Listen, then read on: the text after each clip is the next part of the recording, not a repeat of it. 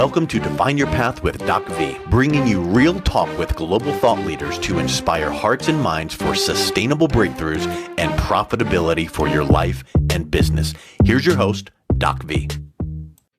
Hi, I'm Dr. Virginia LeBlanc, also known as DocV, the Pivot Maestro. Welcome to the Define Your Path podcast for those seeking to define their own path into purposed entrepreneurship. This is a show about transforming perspectives as well as inspiring and motivating you to think without a box by exposing you to global thought leaders, change agents, and legacy builders across industries on how they successfully define their path in life and business to profitability and sustainable wins. At Defining Paths, we operate in true transparency and love to help you navigate the waters of your life and put you back in business. And Define Your Path podcast is no different. It all starts in the mind. Will you be the captain or the crew is our question. Folks, today in our spotlight, I have an amazing woman with me who is going to just light up this podcast and open your eyes and provide that revelation, reconciliation, and renaissance that we love to provide for you in all of our programming. Our spotlight today is with Zsa Zsa Tudos. Zsa Zsa, let me tell you a little bit about Zsa Zsa. She is an esoteric knowledge expert. She has been teaching the mysteries of life and the universe for 30 years. She feeds this bottomless well through discoveries in her teachings. AKIA Philosophy, which is set out to unveil the secrets of the unseen soul and cosmic energy, cosmic knowledge. AKIA, it's the philosophy that sets you free by building the bridge between the conscious and the subconscious, for those of us who weren't totally familiar with that, right?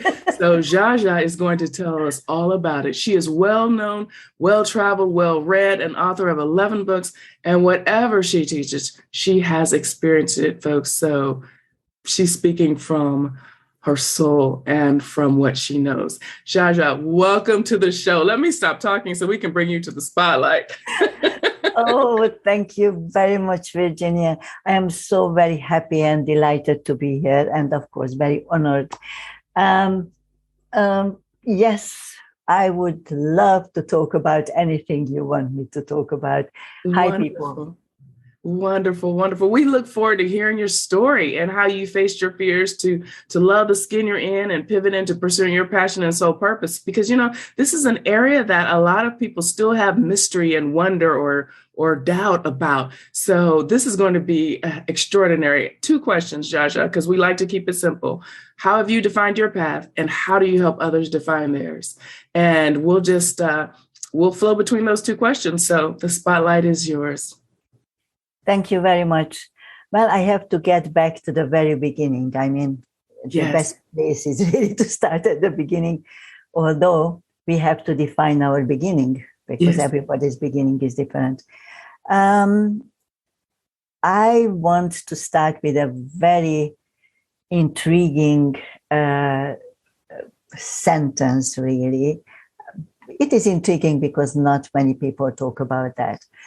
According to my philosophy, and that is my intellectual property, a human being is a blend of a soul and the body that is on the top of the evolutionary ladder of Earth.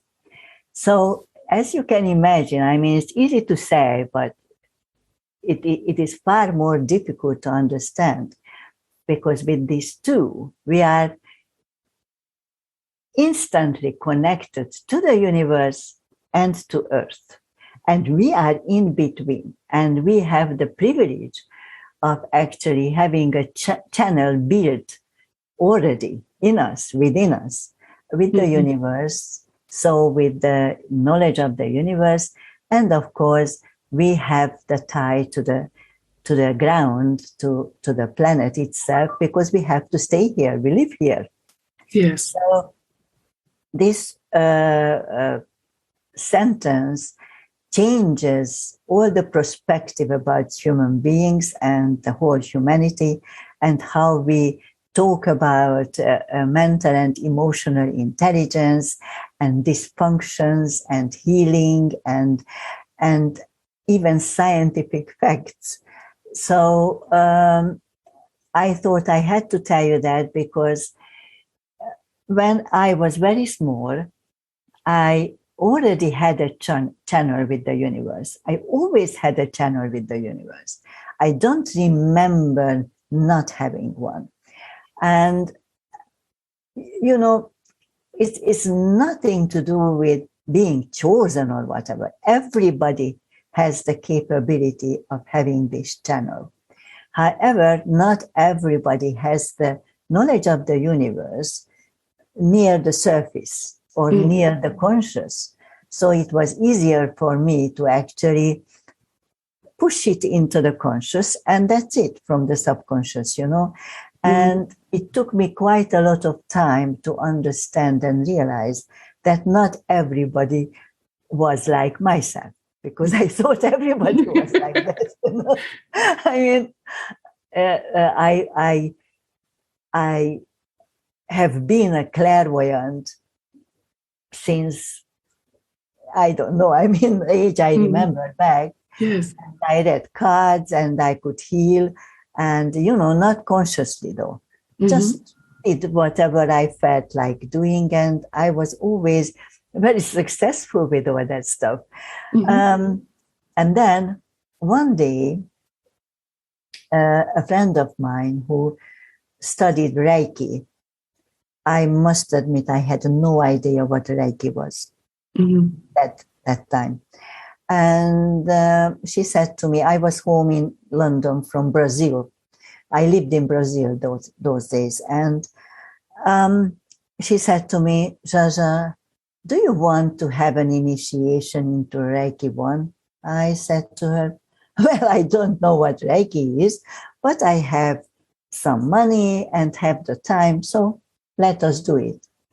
And I ended up telling her how to use the energies and what to do with the energies. Wow. And then I realized that, oh, people are teaching that. So it's not open for everybody just yet, you know. However, of course, everybody has the channel to actually do that. And then I started with Reiki, and I finished the Reiki education mostly because I really like to finish everything I start up. But at the very, very beginning, I ran into a lot of sort of cross lines, you know, and sort of questions, because I didn't understand. They were not interrelated. Yes. You understand? And as far as I could see, and still seeing, the whole universe, in the whole universe, everything is interrelated. Yes. Because we live in this big, great matrix.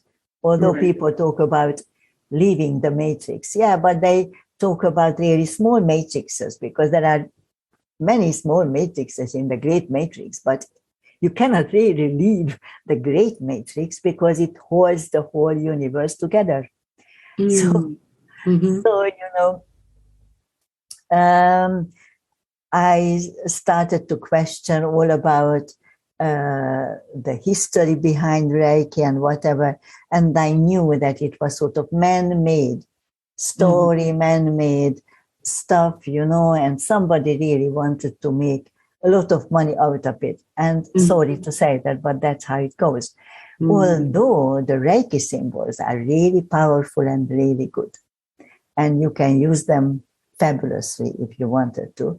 And I really appreciate it as a beginning to healing. It is a great first step. So that was my first.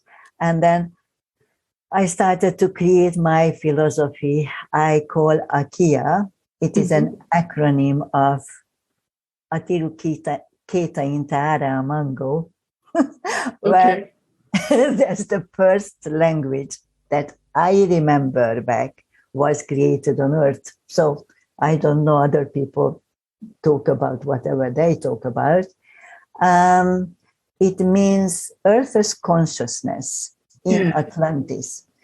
Well, I know people talk about Atlantis and not and whatever it is. You see, I didn't start with Atlantis. I arrived back at Atlantis when I started to sort of discover the path of humanity. And I arrived at Atlantis at the end. However, it's not the most important thing here. But the point is that then I realized that we need to pay a lot of attention to man-made layers because humanity is afraid of anything they don't know. And what they do is they don't want to know, but they put a label in it. Yes. And they say, okay, that's that. And either, oh, we should know something about it, or, oh, we shouldn't know anything about it. And that's it. And so that's what actually happens with everything nowadays. And it is with spirituality, it is with esoterics. One day I said, I'm an esoteric knowledge expert. And a colleague of mine was telling me, yeah, but Zsa Zsa, esoterics is astrology. I said, no. Well, astrology is in it, but it's not astrology. It is the highest knowledge possible for humanity. Yes. And it is a Greek word. We need to go back to the very beginning, to the root all the time. Yes. So, that's what I am doing through my philosophy. I'm sorry, I didn't mean to interrupt you, Zsa Zsa, but there are so many interesting things you just said that I wanted to ask you about before you share, like, how you help others. So you stated when you were young that, there was, you weren't conscious about it, about your clairvoyance, that it was just something that happened. So I'm interested to know a little bit more about that. And because, there are other people out there who are probably having similar experiences and don't really know, how to identify it, what to call it. Because as you said, we like to put labels, the boxes that I like to talk about, and we like to program people or condition people to think that, the way we think, so how we define it. So this is fascinating. And it's funny you shared that occurrence where, your friend tried to label and tried to tell you, the expert, she tried to break it down to her knowledge level. But could you speak to that, to just bring some clarity around that? Sure. I was brought up in a sort of Romani family, gypsy family, I have gypsy ancestors. Yes. And my grandparents, they used the gypsy cards, the tarot, everything. It was just way of living, you understand. Yes. And we talked about spirits and we talked about stuff not many people do. Latin Americans do, of course, as we know from the House of the Spirits and other places. But for me, it was a sort of way of life. And because my parents divorced before they got married, really, in one way or another, they got married only because I was on the way. And I ended up nowhere. Nobody paid attention to me. Both of them started up new families when I was 6. I already had a sister and a brother, or 2 brothers, sorry, each one each, whatever. And I also suffered a meningitis when I was 5. And I was in a hospital for a year or so. And everybody thought that I would die. but I started sort of singing. I was always singing, and I am still always singing. And somehow I sort of survived as such. But because people didn't pay attention to me at all, my third eye sort of stayed open, because everybody is born with the third eye open. Yes. Only society, parents, and all the social media and whatever, they close it up. But actually, because nobody bothered with me, nobody paid attention to me, I am sure it was a very vital factor there. So it stayed open, and when I became conscious of the whole lot, quite early actually, then I started channeling the knowledge, consciously channeling knowledge down, and that's how I learned everything. And of course, I sort of looked up every possibility to mix with people who were knowledgeable.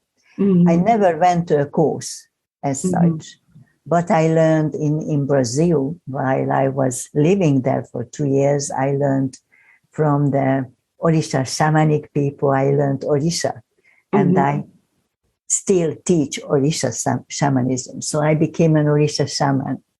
And of course, through that, I became a voodoo shaman because I learned that too. And none of them are as people imagine. And of course, although it is the first step, I sort of learned witchcraft a bit later, but then again, it is really the first step. I teach witchcraft first, and after Orisha, and after voodoo. Yes. Sorry. There's so much, lore around. I like what you just said. It's not as people think it is. It's so much lore with, Hollywood and TV films or what have you.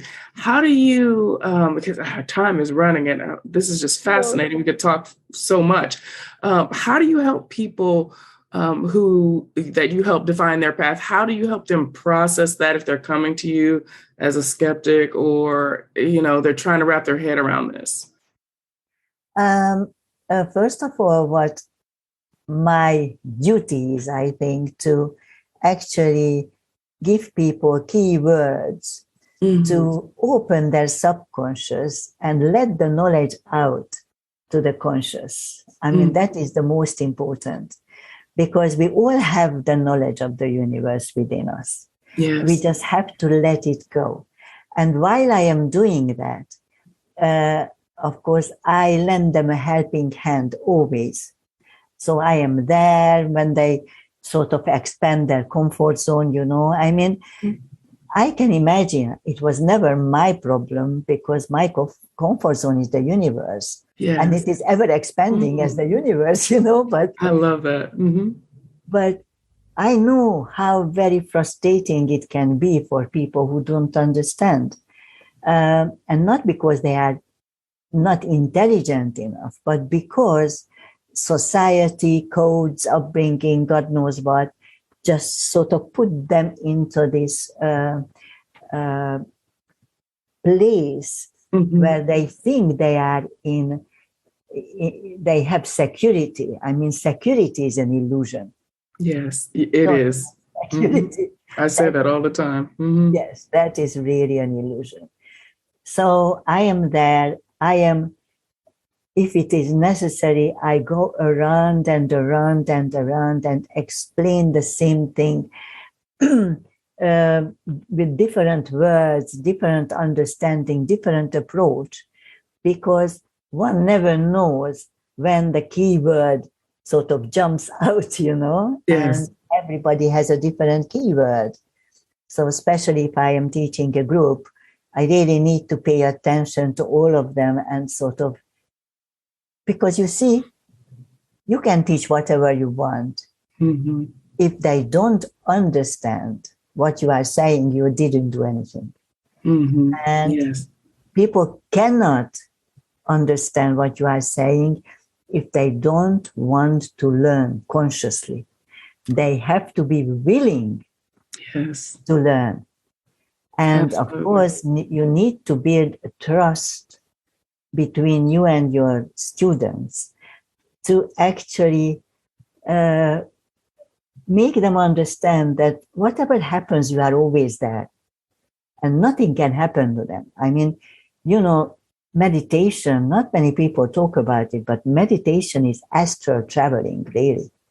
And a lot of things happen to people during meditations.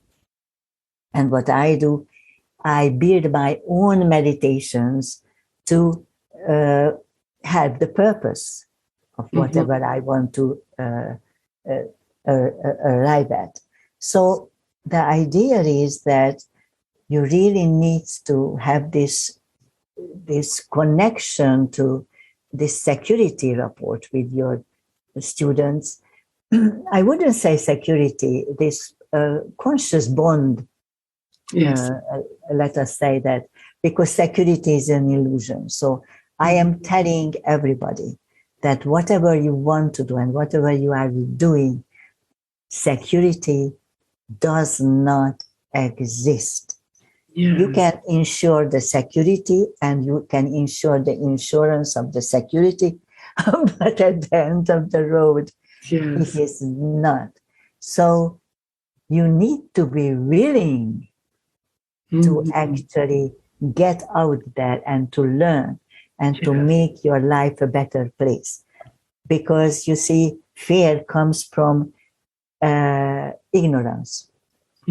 So we really need to understand, because we are only afraid of what we don't know. Yes.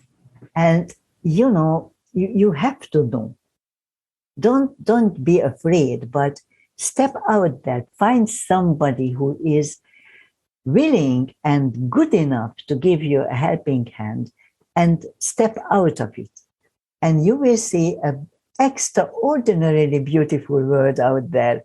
It's full of amazing things awaiting you to get there, and take charge of your own life there and have a wonderful, fun and structured living and conscious existence with yourself and, of course, with all the human beings around you. I mean, it is just really a step. When you make the first step,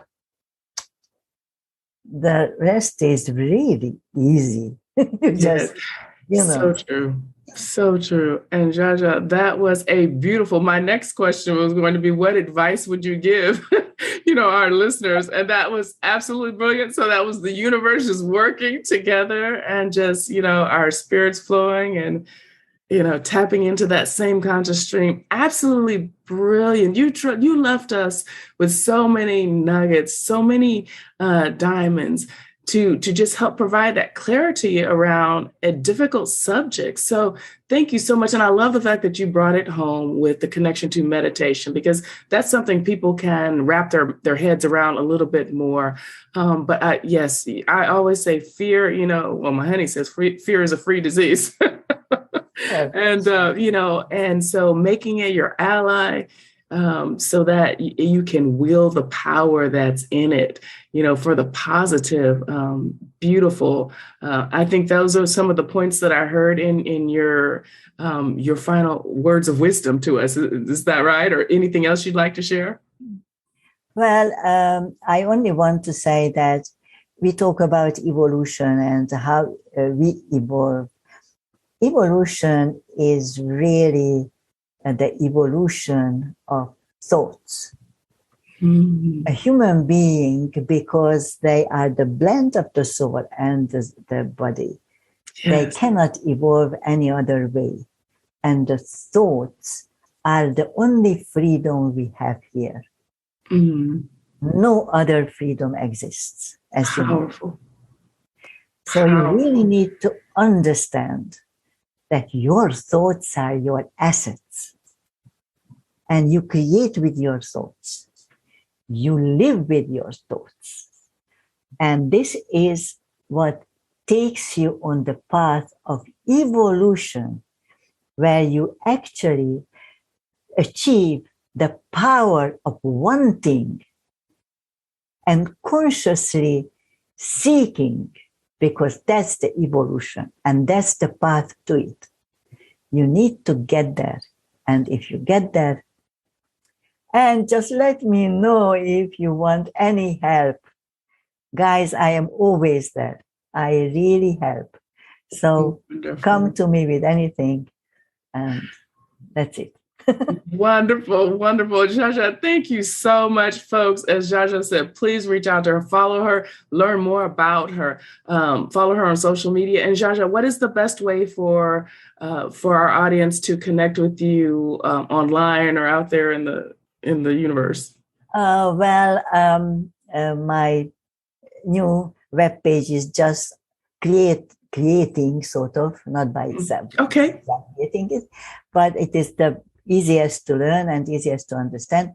So Zsa Zsa at zsatudos.com. Okay. Wonderful. So that's Zsa Zsa, that's ZSA, or ZSA. And if you are from the UK like myself, yes. Yes. Oh, it has been an absolute pleasure. And folks, if you didn't catch all that, you'll be able to also read Zsa Zsa's full bio on our Define Your Path podcast platform, and you'll be able to connect with her from there as well. So Zsa Zsa, again, my absolute pleasure having you as our spotlight today on the Define Your Path podcast. Folks, look, remember to always, I'm getting tongue twisted. I mean, this has just been so fascinating. Be sure to visit our virtual home to see what we're up to at definingpaths.online. That's definingpaths with an S.online. And as always, I am DocV, the Pivot Maestro, and always your corner woman. Be sure to follow your path, define your path. Yes, be true to you so that you may be your own boss in mind, body, soul, and business. And we'll see you on our next episode. Brilliant, Zsa Zsa. Thank you very much. Bye, guys. Bye, guys. You've been listening to Define Your Path with DocV. To learn how to see with true vision and define your path, visit definingpaths.online/true-vision.